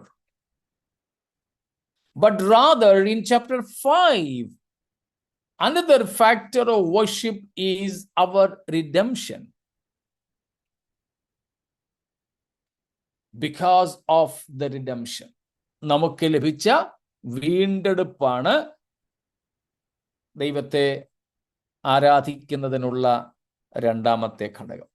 നമ്മൾ കണ്ടിട്ടുണ്ട്, നിത്യതയിൽ നാം പാടുവാൻ പോകുന്ന പാട്ട് പ്രത്യാശയുടെയും അനുഗ്രഹത്തിൻ്റെയും ഒന്നുമല്ല, ക്രൂശിലെ ത്യാഗത്തിൻ്റെയും ക്രൂശിൽ വെളിപ്പെട്ട ദൈവസ്നേഹത്തിൻ്റെയും പാട്ടുകളായിരിക്കും. അപ്പോൾ നിത്യത മുഴുവനും നമ്മൾ പാടാനുള്ള പാട്ട് ഇപ്പോഴേ പ്രാക്ടീസ് ചെയ്തോണം എന്നാണല്ലോ നമ്മൾ കണ്ടിട്ടുള്ളത്. 6-ാം അധ്യായം മുതൽ 18-ാം അധ്യായം വരെ ദാനിയേൽ 9-ാം അധ്യായത്തിൽ പ്രവചിച്ച 70-ാം ആഴ്ചവട്ടമാണ് നടക്കാൻ പോകുന്നത്. Chapters 6 to 18.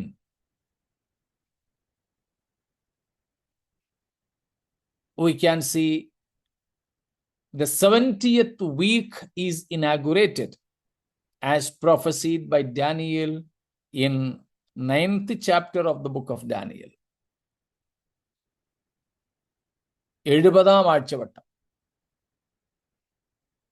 70 ആഴ്ചവട്ടങ്ങളെ കുറിച്ച് അവിടെ പറയുന്നു. അതിൽ നമ്മൾ കണ്ടു 69-ാം ആഴ്ചവട്ടം പൂർത്തീകരിച്ചതോടെ അഭിഷിക്ത പുരുഷൻ ഛേദിക്കപ്പെട്ടു. അതായത് the crucifixion of Messiah was the last of the 69 weeks. 69 ആഴ്ചവട്ടങ്ങളുടെ അവസാനത്തിലാണ് മശിഹ ക്രൂശിക്കപ്പെടുന്നത്.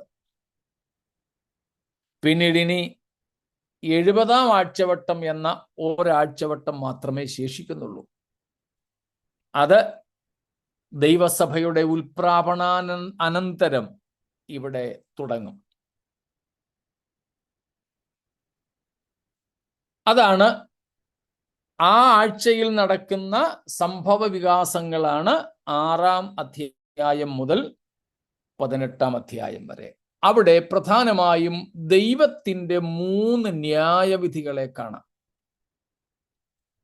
3 judgments of God.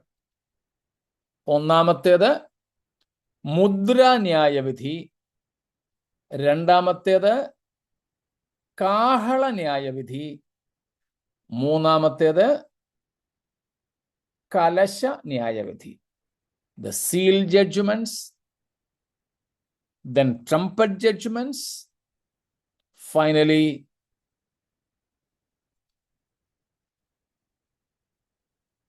the judgment of vials or bowls. Bowl judgment, vial judgments. ഈ 3 തരത്തിലുള്ള ന്യായവിധികളാണ് ദൈവം ആ സമയത്ത് ഭൂസീമാവാസികളുടെ മേൽ അയക്കുന്നത്.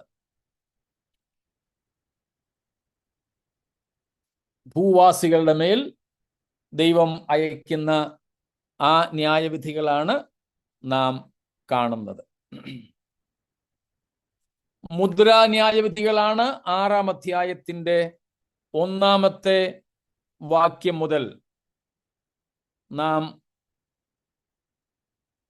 8-ാം അധ്യായത്തിന്റെ 1-ാം വാക്യം വരെ കാണുന്നത്. 6:1 to 8:1 മുദ്ര ന്യായവിധി 7 എണ്ണം ഉണ്ട്. ഇത് 3-ഉം 7 എണ്ണമുണ്ട്. അങ്ങനെ അപ്പം 7, 3, 21 ന്യായവിധികൾ 3 വകുപ്പുകളിലായിട്ട്. രണ്ടാമത്തേതാണ് ട്രംപറ്റ് ജഡ്ജ്മെന്റ്സ്, കാഹള ന്യായവിധി. നാം കാണുന്നത് 8-ാം അധ്യായത്തിന്റെ 2-ാമത്തെ വാക്യം മുതൽക്കാണ് 11-ാം അധ്യായത്തിന്റെ 13-ാമത്തെ വാക്യം വരെ. 8 verse 2 to 11 verse 15. ഇവിടെയാണ് ട്രംപറ്റ് ജഡ്ജ്മെന്റ്സ്. അതും 7 എണ്ണം ഉണ്ട്. 15 ആണോ 13 ആണോ? 15 ആണോ 13 ആണോ? 18 sorry 18. Okay, thank you. 11 verse 18. 11-ന്റെ 18 വരെ. 8 എനിക്ക് 3ആയിട്ട് തിരിഞ്ഞത് കൊണ്ട് ഞാൻ 13 എന്ന് പറഞ്ഞു പോയതാ, സോറി. അടുത്തത് നാം കാണുന്നത് കലശ ന്യായവിധിയാണ്. കലശ ന്യായവിധി അതിന്റെ തുടക്കം 15-ന്റെ 1-ലാണ്. അന്ത്യ ബാധയുള്ള 7 ദൂതന്മാരെ നമ്മോട് കാണുന്നു. അത് 7 കലശവുമായിട്ട് അവർ നിൽക്കുകയാണ്. 15:1 അത് സൂചന ഉണ്ടെങ്കിലും 16:1 തൊട്ടാണ് അത് പ്രായോഗികമാകുന്നത്. അതുകൊണ്ട് 15:1 തൊട്ടെന്ന് പറയുന്നത് തെറ്റില്ല. 15:1 തൊട്ട് 16:21 വരെയും നമുക്ക് കാണാം. അതായത് 15ഉം 16ഉം അധ്യായങ്ങൾ എന്ന് പറയാം. ഈ 2 അധ്യായങ്ങളിലാണ് ഒടുവിലത്തെ ന്യായവിധി നാം കാണുന്നത്. ഈ ന്യായവിധികളുടെ സമയത്ത് തന്നെ നടന്ന കാര്യങ്ങളെയാണ് 18ഉം 19ഉം അധ്യായങ്ങളിൽ വേറെയായിട്ട് എടുത്തു കാണിക്കുന്നത്. അതായത് ആദ്യം ഒരു വേൾഡ് മാപ്പ്, ഒരു ഭൂപടം, അതിനകത്ത് നിന്ന് ഏഷ്യയെ എടുത്ത് മാറ്റിവെച്ച്, ഏഷ്യക്കകത്തു നിന്ന് പിന്നെ ഇന്ത്യയെ എടുത്ത് മാറ്റിവെച്ച്, ഇന്ത്യക്കകത്ത് നിന്നും നമ്മുടെ കൊച്ചു കേരളത്തെ എടുത്ത് മാറ്റിവെച്ച് പറയുന്നത് പോലത്തെ ഒരു രീതി മാത്രം, അത്രേ ഉള്ളൂ. മനസ്സിലായല്ലോ? ആദ്യം പൊതുവായിട്ട് പറഞ്ഞു, എന്നിട്ട് ഹൈലൈറ്റ് ചെയ്യാൻ ആ സംഭവങ്ങളെ മാത്രം ഒന്ന് മാറ്റിവെച്ച് പറയുന്നു. അപ്പോൾ ഈ 3 ന്യായവിധികളിൽ ഉൾപ്പെട്ട 2 പ്രധാന സംഭവങ്ങളാണ് 17, 18 അധ്യായങ്ങളിൽ പറഞ്ഞിരിക്കുന്നത്. അത് മത ബാബിലോണിന്റെ മേലും 2 വാണിജ്യ ബാബിലോണിന്റെ മേലും പകരപ്പെടുന്ന ദൈവത്തിന്റെ ക്രോധമാണ്. Religious Babylon in chapter 17, economic Babylon in chapter 18. എന്നാൽ ഈ ന്യായവിധികളും ഇതിനകത്ത് ഉൾപ്പെടുന്നത് തന്നെയാണ്. നേരത്തെ പറഞ്ഞ 3 ന്യായവിധികളുടെ സമയത്ത് ദൈവം ക്രോധം ചൊരിയുന്ന സംഭവങ്ങൾ തന്നെയാണ്. എന്നാൽ അതിന് പ്രാധാന്യം കൊടുത്തുകൊണ്ട് വേറെയായിട്ട് എടുത്തു വച്ചിരിക്കുന്നതേ ഉള്ളൂ. അതാണ് ഈ 17, 18 അധ്യായങ്ങളിൽ നമ്മൾ കാണുന്നത്. ഇതിനിടയിൽ ഈ 7 വർഷങ്ങൾ, 70-ാം ആഴ്ചവട്ടം എന്ന് പറയുന്നത് 7 വർഷങ്ങളാണ്. മഹാപീഡനം എന്നുള്ളത് 7 വർഷങ്ങളാണ്. എതിർക്രിസ്തുവിന്റെ ഭരണം 7 വർഷങ്ങളാണ്. ആ വർഷങ്ങളെ 2ആയിട്ട് തരംതിരിച്ചിട്ടുണ്ട്. ആദ്യത്തെ 3.5 വർഷം, രണ്ടാമത്തെ 3.5 വർഷം.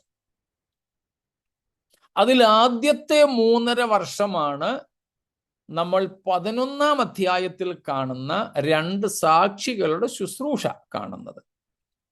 ആ സാക്ഷികൾ ആരാണെന്നൊന്നും നമ്മൾ തലപുകഞ്ഞ് ആലോചിക്കേണ്ടതില്ല. 2 പേരെ ദൈവം അയക്കും.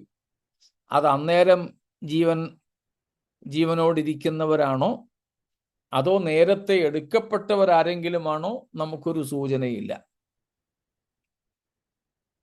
മോശയും ഏലിയാവുമൊക്കെ ജീവകാലത്ത് ചെയ്ത അത്ഭുതങ്ങളെ നമുക്കവിടെ കാണാം. അതുകൊണ്ട് അവരാണെന്ന് പൊതുവെ വിശ്വസിക്കുന്നുണ്ട്. പക്ഷെ ബൈബിൾ അത് പറയുന്നില്ല. അതുകൊണ്ട് അവരാരായിരിക്കും എന്നതിനെക്കുറിച്ച് നമ്മൾ ആകുലപ്പെടേണ്ട, ആരും ആയിക്കൊള്ളട്ടെ.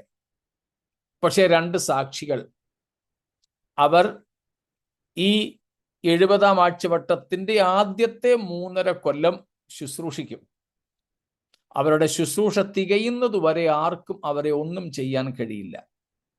എന്നാൽ ശുശ്രൂഷ തികഞ്ഞു കഴിയുമ്പോൾ, അതായത് ആദ്യത്തെ 3.5 വർഷം തികഞ്ഞു കഴിയുമ്പോൾ, അഗാധത്തിൽ നിന്ന് കയറി വരുന്ന 11-ന്റെ 7ഉം 8ഉം ഞാൻ ഈ പറയുന്നത്, അഗാധത്തിൽ നിന്ന് കയറി വരുന്ന മൃഗം അഥവാ എതിർ ക്രിസ്തു അവരെ തോൽപ്പിക്കും, കൊല്ലും.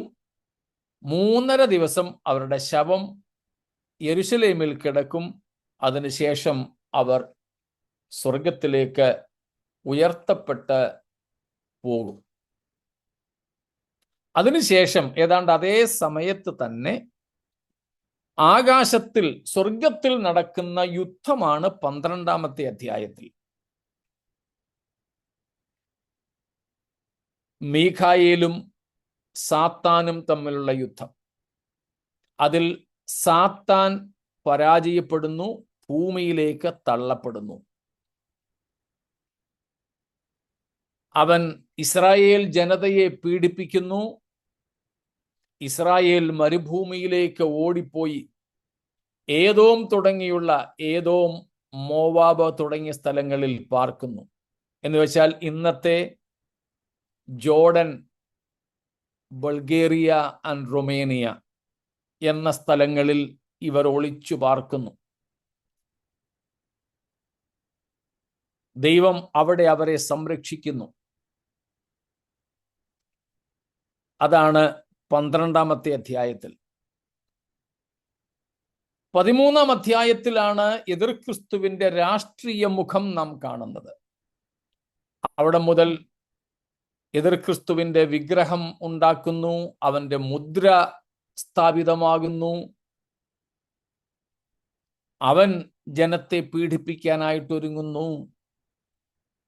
ഇങ്ങനെയുള്ള സമ്മിശ്രമായ മഹാന്യായവിധിയുടെ നാളുകളായിരിക്കും അത്. എന്നാൽ കർത്താവ് നമ്മെ വിളിച്ചിരിക്കുന്നത് കോപത്തിനല്ല എന്ന് തിരുവെഴുത്ത് പറയുന്നു. അതുകൊണ്ട് ആ ക്രോധകാലങ്ങളിലൂടെ നാം കടന്നു പോവുകയില്ല.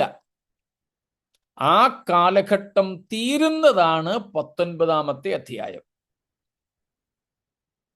ആ കാലഘട്ടം തീരുന്നതിന് മുമ്പ്, ആ കാലഘട്ടം തുടങ്ങുന്ന സമയത്ത് സഭ കർത്താവിങ്കലേക്ക് ചേർക്കപ്പെട്ടു. ഈ കാലഘട്ടം തീരുമ്പോൾ സഭ ക്രിസ്തുവിനോട് കൂടെ തേജസ്സിൽ പ്രത്യക്ഷപ്പെടുന്നു. കൊലോസ്യർ 3:4 വായിക്കുന്നത് പോലെ തേജസ്സിൽ പ്രത്യക്ഷപ്പെടുന്നു. ആ തേജസ്സിന്റെ, യേശുക്രിസ്തുവിന്റെ തേജസ്സിൻ പ്രത്യക്ഷതയാണ് 19-ാം അധ്യായം 11 മുതൽ 16 വരെ. കർത്താവിന്റെ തേജസ്സിന്റെ പ്രത്യക്ഷത. കർത്താവ് ഒറ്റയ്ക്കല്ല, സ്വർഗത്തിലെ സകല സൈന്യവും കൂടെ ഉണ്ടെന്നാണ് നാം അവിടെ വായിക്കുന്നത്. ആ സൈന്യത്തിൽ നാമും ഉൾപ്പെട്ടിരിക്കും. നാമും കർത്താവിനോട് കൂടെ അന്ന് ഉണ്ടാവും. സ്തോത്രം. അങ്ങനെ കർത്താവ് ഈ ഭൂമിയിലേക്ക് ഇറങ്ങി വരുന്നു. ഭൂമിയിലേക്ക് ഇറങ്ങി വന്നിട്ട് ഏറ്റവും ഒന്നാമത് ഹർമഗദ്ദോൻ യുദ്ധത്തിൽ എതിർ ക്രിസ്തുവിനെയും കൂട്ടരെയും സംഹരിക്കുന്നു. എതിർ ക്രിസ്തുവിനെയും കള്ളപ്രവാചകനെയും ജീവനോടെ പിടിച്ച് നരകത്തിലേക്ക് തള്ളുന്നു. നരകത്തിന്റെ ഉദ്ഘാടനം അവിടെ നടത്തുന്നുവെന്ന് നമ്മൾ കണ്ടു. രണ്ടാമത് അങ്ങിങ്ങായിട്ട് ഒളിച്ച് ദൈവം പാർപ്പിച്ചിരിക്കുന്ന ഇസ്രായേൽ ജനത്തെ അവരുടെ ഒളിവിടങ്ങളിൽ നിന്നും പുറത്തു കൊണ്ടുവരുന്നു. യെശയ്യാ 63 നമ്മൾ കാണുന്നത് പോലെ ബൊസ്രയിൽ നിന്ന് വസ്ത്രാലങ്കൃതനായി വരുന്ന ക്രിസ്തു. മൂന്നാമത് സാത്താനെ 1000 ആണ്ടേക്ക് ബന്ധിക്കുന്നു. അതായത് യേശുക്രിസ്തു തേജസ്സിൽ വന്ന ശേഷം ചെയ്യുന്ന കാര്യങ്ങളാണ് ഞാൻ ഈ പറഞ്ഞത്. ഒന്നാമത് അർമഗദ്ദോൻ യുദ്ധം, അതിൽ കള്ളക്രിസ്തുവിനെയും കള്ളപ്രവാചകനെയും ജീവനോടെ പിടിച്ച് നരകത്തിലേക്കിട്ട് നരകത്തിന്റെ ഉദ്ഘാടനം നിർവഹിക്കുന്നു. മൂന്നാമത് സാത്താനെ 1000 ആണ്ടേക്ക് ബന്ധിക്കുന്നു, 20:1 തൊട്ട് 3 വരെ. നാലാമത് മഹാപീഡനകാലത്ത് മരിച്ച വിശുദ്ധന്മാരുടെ ഉയർപ്പ് സംഭവിക്കുന്നു. അതാണ് 20:4 തൊട്ട് 6 വരെ. അഞ്ചാമത് യേശുക്രിസ്തുവിന്റെ ഈ ഭൂമിയിലെ 1000 ആണ്ട് വാഴ്ച.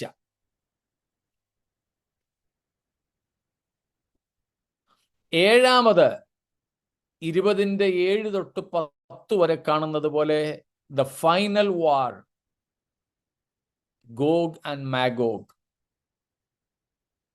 സംഭവിപ്പാനിരിക്കുന്ന ഏറ്റവും ഒടുവിലത്തെ യുദ്ധം, ഗോഗ് മാഗോഗ് യുദ്ധം. സാത്താനും ക്രിസ്തുവും നേരിട്ട് നടത്തുന്ന ആദ്യത്തേതും അവസാനത്തേതുമായ യുദ്ധം.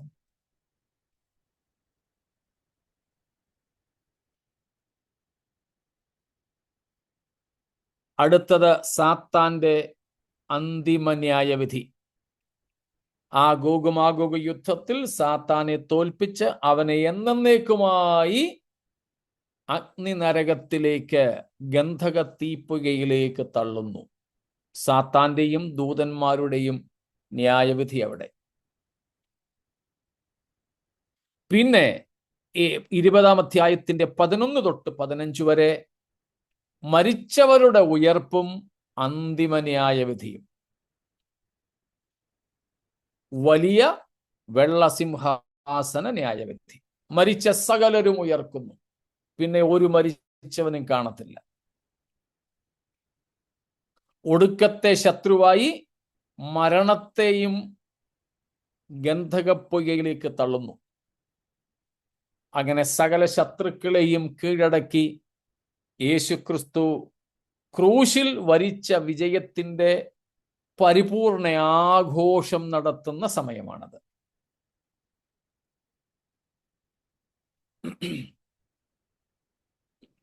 അതിനുശേഷം ഇന്നുള്ള ആകാശവും ഭൂമിയും സമുദ്രവും എല്ലാം മാറുന്നു.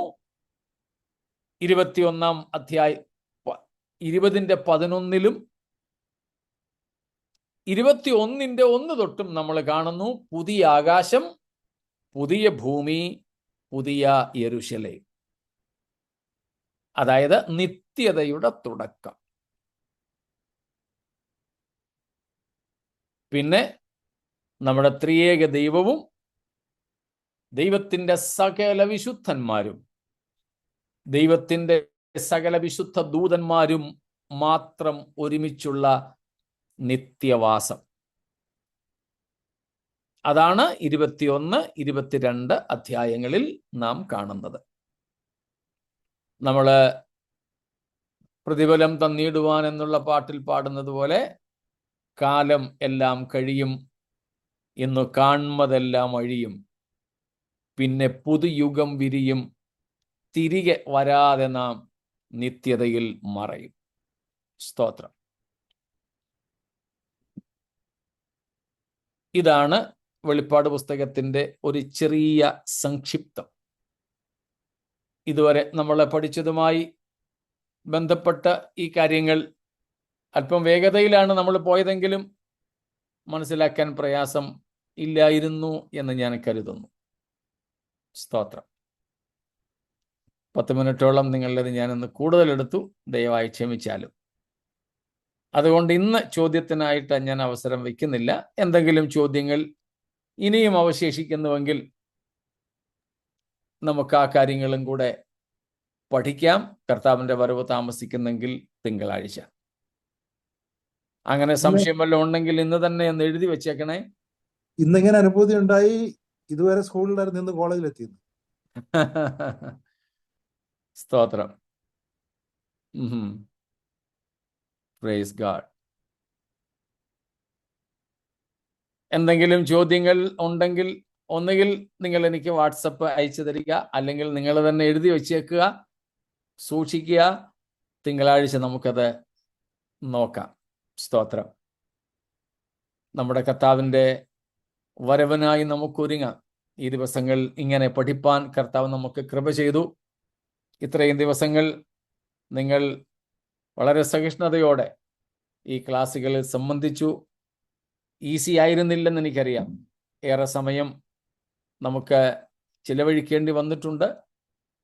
നിങ്ങളുടെ കൂട്ടായ്മയ്ക്ക് ഒത്തിരി നന്ദി. സ്തോത്രം.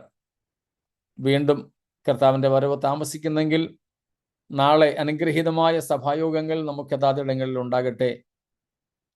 തിങ്കളാഴ്ച നമുക്ക് വീണ്ടും പതിവ് പോലെ വീണ്ടും കാണാം. അല്ല, അതിനു മുമ്പ് നമ്മുടെ കർത്താവിൻ്റെ ഗംഭീരനാദം മുഴങ്ങുന്നെങ്കിൽ സ്തോത്രം, നമുക്ക് ഈ ദിവസങ്ങളിൽ പഠിച്ചതൊക്കെ നേരിട്ട് അനുഭവിക്കുവാൻ, നമ്മുടെ തേജോമയനായ കർത്താവിനോട് അനുരൂപരായി തൻ്റെ സന്നിധിയിലേക്ക് ചേർക്കപ്പെടുവാനും ഇടയാകട്ടെ എന്ന പ്രാർത്ഥനയോടെ ഇന്ന് നിർത്തുന്നു. കർത്താവ് നമ്മെ ഏവരെയും ധാരാളമായിട്ട് അനുഗ്രഹിക്കുമാറാകട്ടെ. ദൈവത്തിന് സ്തോത്രം. ഇത്രത്തോളം ഞങ്ങളെ പഠിപ്പിക്കാൻ പാസ്റ്റർക്ക് ദൈവം കൃപ ചെയ്തുകൊണ്ട് ഞങ്ങൾ പാസ്റ്റർക്കും ദൈവത്തിനും നന്ദി അറിയിക്കുന്നു. സ്തോത്രം. Praise God. നമുക്ക് പ്രാർത്ഥിക്കാം. ബാബു അങ്കിൾ പറഞ്ഞ